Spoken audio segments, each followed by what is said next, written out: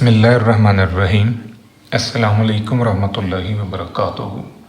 लाखों करोड़ों दरूद व सलाम नबी करीम सल्लल्लाहु अलैहि वसल्लम पर और आपकी आल पर। आज बेटा हम डिस्कस करेंगे testing of hypothesis and confidence interval for alpha 1 and alpha 2। कभी ऐसा होता है कि हमें पेपर में सिर्फ टेस्टिंग प्रोसीजर आ जाता है कि write down the steps involve in the testing of alpha 1 and alpha 2। तो फिर आपने सिर्फ टेस्टिंग प्रोसीजर जो है वो लिख के आना है, जो कि 5 स्टेप्स पर मुश्तमिल है। फर्स्ट ऑफ ऑल हम इसी टेस्टिंग प्रोसीजर को डिस्कस करते हैं। हमारा जो पहला स्टेप है वो नल एंड अल्टरनेट हाइपोथेसिस की डिज़ाइनिंग पर है। हमारे पास जो नल हाइपोथेसिस है इसमें 3 पॉसिबल ऑप्शंस हैं। एक है alpha 1 is equal to alpha 2, दूसरा है alpha 1 greater than equal to alpha 2, तीसरा है alpha 1 less than equal to alpha 2। इन 3 पॉसिबल ऑप्शंस में से वो किसी एक पे बात कर सकता है। अब यहाँ पर आपने नोटिस करना है कि ये जो तीनों हमने नल हाइपोथेसिस को डिस्कस किया तो तीनों के अंदर बेटा इक्वलिटी साइन जो है वो होल्ड करता है। यानी नल हाइपोथेसिस की ये आइडेंटिफिकेशन भी है कि उसमें इक्वलिटी का सिंबल जो है वो होल्ड करता है।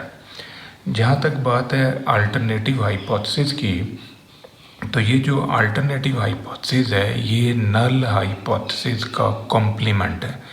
यानी नल हाइपोथेसिस का उलट जो है वो हमारे पास है अल्टरनेटिव हाइपोथेसिस है। अगर हम इस नल हाइपोथेसिस में काम करें तो इसका अपोजिट जो है वो हमारे पास नॉट इक्वल आएगा। और अगर हम लेस देन इक्वल के अल्टरनेटिव हाइपोथेसिस में या ग्रेटर देन इक्वल के हाइपोथेसिस में काम करेंगे तो फिर हमारे पास इनके उलट जो हैं वो अल्टरनेटिव हाइपोथेसिस के तौर पे आएंगे। दूसरा स्टेप हमारा है level of significance. Level of significance को हम प्रोबेबिलिटी ऑफ टाइप 1 एरर भी कहते हैं। यानी probability of committing type 1 error, probability of rejecting true null hypothesis is called level of significance. इस लेवल ऑफ सिग्निफिकेंस को हम साइज ऑफ टेस्ट भी कहते हैं। तो हर क्वेश्चन के अंदर आपको लेवल ऑफ सिग्निफिकेंस दिया जाएगा। इन केस किसी क्वेश्चन में आपको लेवल ऑफ सिग्निफिकेंस नहीं दिया जाता तो आप अपनी तरफ से 5% यूज़ कर सकते हैं। टेस्ट स्टैटिस्टिक के लिए हम ये फार्मूला यूज़ करेंगे। यहाँ पर अल्फ़ा 1 माइनस अल्फ़ा 2 जो है इसकी जगह पर हम 0 लेंगे। उसकी रीज़न ये है कि अल्फ़ा 1 माइनस अल्फ़ा 2 करने से 0 आता है। यानी ये वैल्यू उठा के इधर ले आए तो यहाँ पर फिर आपको 0 नज़र आएगा। A1 A2 जो है ये y इंटरसेप्ट्स हैं, ये हमने फार्मूला को यूज़ करके निकालना है। बाकी ये सभी कीमतें जो इस टेस्ट स्टैटिस्टिक में यूज़ हुई हैं, फर्स्ट ऑफ ऑल हम इनको फाइंड आउट करेंगे, फिर इस फार्मूले में पुटअप कर लेंगे। जैसे इनके लिए जो फार्मूलाइज यूज़ हो रहे हैं वो ये हैं y1 cap A1 plus B1 x1। यहाँ पर A1 और B1 का जो फार्मूला है वो हमारे पास ये है। इसी तरह y cap 2 equal to A2 plus B2 x। तो यहाँ पर A2 और B2 के लिए जो फार्मूला हम यूज़ करेंगे वो ये वाला है। SS x1 जो है उसके लिए फार्मूला, SS x2 के लिए ये formula, S square y dot x P यानी पूल्ड वेरिएंस, ये हमारे पास एक जनरल फार्मूला है। इन दोनों को आगे अगर हम सॉल्व कर लें तो ये इस फॉर्म में कन्वर्ट होगा। A1 और B1 की कीमतें आपने ये निकाली हैं, A2 और B2 की कीमतें आपने ये निकाली हैं। बाकी सभी कॉलम्स के सम आपको मिल जाएंगे। तो इन फार्मूलाई की मदद से हम पॉसिबल ऑप्शन जो टेस्ट स्टैटिस्टिक्स में यूज़ होती हैं वो निकाल लेंगे। चौथा स्टेप हमारा है critical reason. That's very important. Critical reason में 2 बातें हैं जो आपने डिस्कस करनी है। एक है क्रिटिकल रीजन का साइज़ और दूसरा है क्रिटिकल रीजन की लोकेशन। अगर हमारे पास अल्टरनेटिव हाइपोथेसिस नॉट इक्वल का है तो फिर इस सिचुएशन में जो क्रिटिकल रीजन है वो दोनों साइड पर फॉल करेगा, लेफ़्ट साइड पर भी आएगा और राइट साइड पर भी आएगा। अगर अल्टरनेटिव हाइपोथेसिस ग्रेटर का है तो फिर क्रिटिकल रीजन सिर्फ राइट साइड पे फॉल करेगा। अगर अल्टरनेटिव हाइपोथेसिस लेस का है तो फिर क्रिटिकल रीजन जो है वो लेफ़्ट साइड पे फॉल करेगा।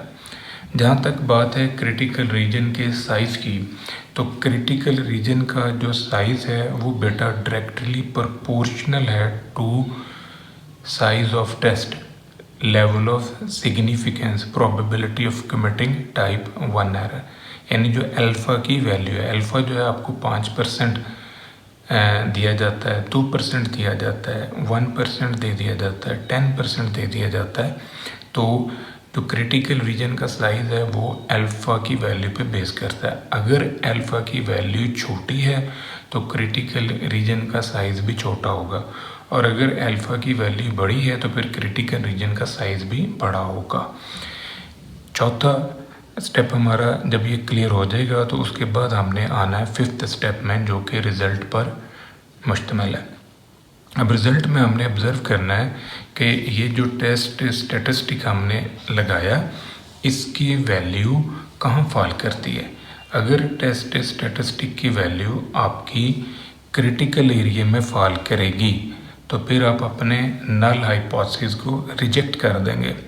लेकिन अगर टेस्ट स्टैटिस्टिक की वैल्यू एक्सेप्टेंस रीजन में फॉल करती है, ये जो वाइट पोर्शन है यहाँ पर फॉल करेगी, तो फिर हम अपने हाइपोथेसिस को एक्सेप्ट कर लेंगे। नल हाइपोथेसिस को रिजेक्ट नहीं करेंगे, हम उसे एक्सेप्ट कर लेंगे। आपने ऑब्ज़र्व करना है कि ये कंडीशन पूरी हो रही है कि नहीं हो रही। अगर कैलकुलेटेड वैल्यू जो है टी टेस्ट की, अगर ये कैलकुलेटेड वैल्यू इन कंडीशंस को पूरा कर रही है तो फिर हाइपोथेसिस को रिजेक्ट किया जाएगा, अदरवाइज हम उसे एक्सेप्ट कर लेंगे। नेक्स्ट है कॉन्फिडेंस इंटरवल फॉर α1 माइनस α2। इसके लिए हम ये फार्मूला जो है ये यूज़ करेंगे। ये वाली वैल्यू जो है ये हम टी के टेबल से लेंगे। बाकी कीमतें जो है सभी हमने कैलकुलेट कर ली होती हैं, उनको पुटअप करके एक दफ़ा माइनस करेंगे, एक दफ़ा हम प्लस कर लेंगे। अब इसी क्वेश्चन को हम अप्लाई करते हैं, यानी इस टेस्टिंग प्रोसीजर की एप्लीकेशन को हम अपने ऑब्ज़र्व करना है। आप नोटिस करें कि ये हमारे पास है दो डिफरेंट डाटा है। हम ये ऑब्ज़र्व करना चाहते हैं कि ये दोनों डाटा एक ही पॉपुलेशन से लिए गए, यानी दोनों सैंपल जो हैं एक ही पॉपुलेशन से लिए हैं। अगर ये दोनों सैंपल हमने एक ही पॉपुलेशन से लिए हैं तो फिर इनका पेरेंट पॉपुलेशन सेम है, तो हम ये कह सकते हैं कि α1 इज़ इक्वल टू α2। ये केस 1 होगा, और अल्टरनेटिव इसके अपोजिट होगा, α1 is not equal to α2। Case 2 में ऑप्शन है कि अगर ये दोनों सैंपल यानी डाटा 1 और डाटा 2, डाटा ए और डाटा बी का जो सैंपल है ये दो डिफरेंट पॉपुलेशन से अगर लिया गया है, यानी इस फॉर्म में है, तो इस सिचुएशन में हमारे पास पॉसिबल ऑप्शंस हैं नल हाइपोथेसिस के लिए कि α1 जो है वो या तो α2 के बराबर है या इससे बड़ा है। दूसरी ऑप्शन है कि α1 α2 के बराबर है या इससे छोटा है, और तीसरी ऑप्शन है कि α1 और α2 दोनों बराबर हैं। ये केस 2 के अंदर तीनों पॉसिबिलिटीज़ भी आ सकती हैं। अब इनमें से आपने टेस्टिंग करनी है, तो जो कैलकुलेशंस हैं वो पहले हम करेंगे। इन दोनों डाटा को यूज़ करके हम पॉसिबल कैलकुलेशन जो हैं वो करते हैं फर्स्ट ऑफ ऑल। तो हमारे पास जो ये डाटा गिवन है, इन दोनों डाटा को हम इन फार्मूलाई में रख के यहाँ से B2 और B1 की वैल्यूज़ लेंगे, यहाँ से A1 और A2 की वैल्यूज़ लेंगे, तो ये हमारे पास फिटेड लाइंस जो हैं आ जाएंगी। इसके बाद हमने sum of square of residual निकालना for first data and sum of square of residual निकालना फॉर सेकंड डाटा। तो ये फर्स्ट डाटा के लिए फार्मूला, ये सेकंड डाटा के लिए फार्मूला हम यूज़ कर रहे हैं। अब यहाँ पर A1 और B1 की कीमत, यहाँ पर A2 और B2 की कीमत जो हमने ऊपर फाइंड आउट की है वो रखेंगे। बाकी कॉलम्स हमारे पास ऑलरेडी अवेलेबल हैं, तो ये SSR1 आ जाएगा, ये SSR2 की वैल्यू आ गई। नेक्स्ट हमने SSX1 निकाला और SSX2 निकाल लिया। फिर हमने पूल्ड वेरिएंस जो है वो फाइंड आउट करना है, s²y.xp। ये दोनों कीमतें हम फाइंड आउट कर चुके हैं। एक वैल्यू ये है, एक ये, इन दोनों को जमा करें और n1 + n2 - 4 पे डिवाइड कर लें। ये आंसर है, इसका स्क्वायर रूट ले लें तो ये स्टैंडर्ड डेविएशन जो है ये आ जाएगी। मीन 1 के लिए फार्मूला और मीन 2 के लिए फार्मूला। अब इन सभी कैलकुलेशन की हुई वैल्यूज़ को हम कॉन्फिडेंस इंटरवल और टेस्टिंग ऑफ हाइपोथेसिस में यूज़ करता है। हमने कॉन्फिडेंस इंटरवल निकालना है फॉर α1 - α2। ये हमारे पास फार्मूला है। ये A1 A2 भी हम निकाल चुके हैं। Mean 1 mean 2 SSX1 SSX2 sy.xp सभी कीमतें हमने निकाल ली हैं। ये एक वैल्यू है जो हमारे पास अवेलेबल नहीं है, इसको हम टेबल में से फाइंड आउट करेंगे। 1 - अल्फ़ा हमारे पास है 95%, तो अल्फ़ा की वैल्यू बनेगी 5%। अब 5% को यहाँ पर हम लिखेंगे, 5% को यहाँ लिखा तो 0.05/2 41 + 42 - 4। अब इसकी वैल्यू जो है ये आप टेबल में से लेंगे तो ये मेरे पास डॉक्टर अफजाल बेग साहब की स्टैटिस्टिकल टेबल वाली बुक जो है उसमें से मैंने ये वैल्यू ली है 0.025 और यहाँ से 4 डिग्री ऑफ फ्रीडम, ये 2.776 आ रहा है। ये वैल्यू जो है ये हम यहाँ पर रखेंगे। बाकी सभी कीमतें हम निकाल चुके हैं, वो सभी कीमतें रख के एक दफ़ा हमने माइनस करना है, एक दफ़ा हमने प्लस करना, तो ये आंसर जो है ये हमारे पास आ जाएगा। अब हम टेस्टिंग ऑफ हाइपोथेसिस को कैलकुलेट करते हैं। हमारे पास जो पहला नल हाइपोथेसिस है α1 = α2, इसको हम टेस्ट करने जा रहे हैं। बाकी ये वाले जो दो हैं ये साथ में हम क्लियर करेंगे, क्योंकि इनको टेस्ट करते हुए सारा हमारा जो प्रोसेस है वो सेम होगा, फ़र्क सिर्फ क्रिटिकल रीजन में आएगा। तो α1 और α2 इक्वल, इसके अपोजिट नॉट इक्वल आ गया। अल्टरनेटिव हाइपोथेसिस में अल्फ़ा की वैल्यू 5%। टेस्ट स्टैटिस्टिक हमने ये फार्मूला यूज़ किया, यहाँ पर हम 0 लेंगे क्योंकि ये α2 इस तरफ आएगा, तो ये α1 - α2 = 0 बनेगा। A1 A2 की कीमतें बाकी सभी वैल्यूज़ हम निकाल चुके हैं, वो कीमतें यहाँ पर पुटअप करने से हमारे पास ये आंसर जो है ये आ रहा है। अब हमने क्रिटिकल रीजन बनाना है, तो क्रिटिकल रीजन में आप नोटिस करें कि जो अल्टरनेटिव हाइपोथेसिस है वो नॉट इक्वल का है। नॉट इक्वल मीन के आपका जो क्रिटिकल रीजन है वो दोनों साइड पर आ रहा है, लेफ़्ट साइड पर भी आ रहा है और राइट साइड पर भी आ रहा है। तो इस वजह से ये T(α/2) n1 + n2 - 4 degree of freedom, इसको आपने टेबल में से लिया तो ये आंसर जो है ये हमारे पास आ गया। अब ये जो कैलकुलेटेड वैल्यू है इसको आप ऑब्ज़र्व करें कि ये कहाँ फॉल करती है। ये जो कैलकुलेटेड वैल्यू है T की, ये इससे छोटी है, तो ये CR में नहीं गिर रही बल्कि ये AR में गिर रही है।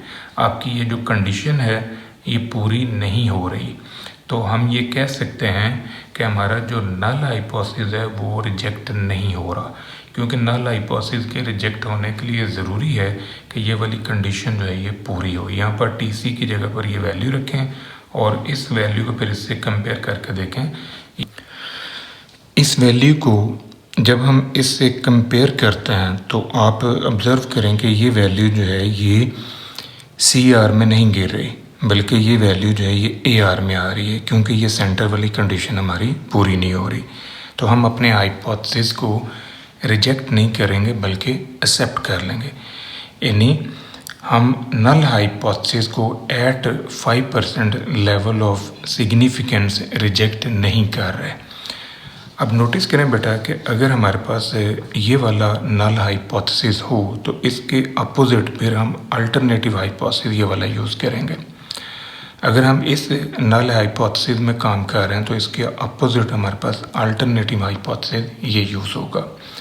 हमारे जो टेस्टिंग प्रोसीजर के अंदर चेंज आएगा वो सिर्फ क्रिटिकल रीजन में आएगा, बाकी सारे स्टेप्स जो हैं ये हमारे सेम होंगे। तो लेट्स सी कि हमारा जो अल्टरनेटिव हाइपोथेसिस है अगर ये ग्रेटर के सिंबल में है, इट मीन्स कि जो क्रिटिकल एरिया है वो हमारा राइट साइड पे फॉल कर रहा है। तो इस सिचुएशन में हमारे पास जो क्रिटिकल रीजन की इक्वेशन होगी वो ये बनती है, अब इस वैल्यू को आपने टेबल में देखना है। तो ये वाली वैल्यू जब हम टेबल में नोट करते हैं तो ये वैल्यू हमारे पास आ रही है 2.132। इधर से 0.05 यूज़ किया और इधर से 4 डिग्री ऑफ फ्रीडम। अब इस वैल्यू के साथ हमने प्लस का सिंबल यूज़ किया। उसकी रीज़न ये है कि ये वाली वैल्यू जो राइट साइड का क्रिटिकल रीजन है उसके लिए बनी है। तो ये ग्रेटर का सिंबल होने की वजह से ये प्लस की वैल्यू जो है ये यूज़ हुई है। तो अब ये जो टेस्ट स्टैटिस्टिक की वैल्यू है, टी की वैल्यू, इसको जब हम इससे कंपेयर करते हैं तो ये सेंटर वाली जो कंडीशन है ये पूरी नहीं हो रही। इट मीन्स कि हमारी ये जो टेस्ट स्टैटिस्टिक की वैल्यू है ये सी आर में नहीं गिर रही बल्कि ये ए आर में गिर रही है। तो हम अपने हाइपोथेसिस को रिजेक्ट नहीं करेंगे बल्कि हम अपने नल हाइपोथेसिस को एक्सेप्ट करते हैं एट अल्फा 5%।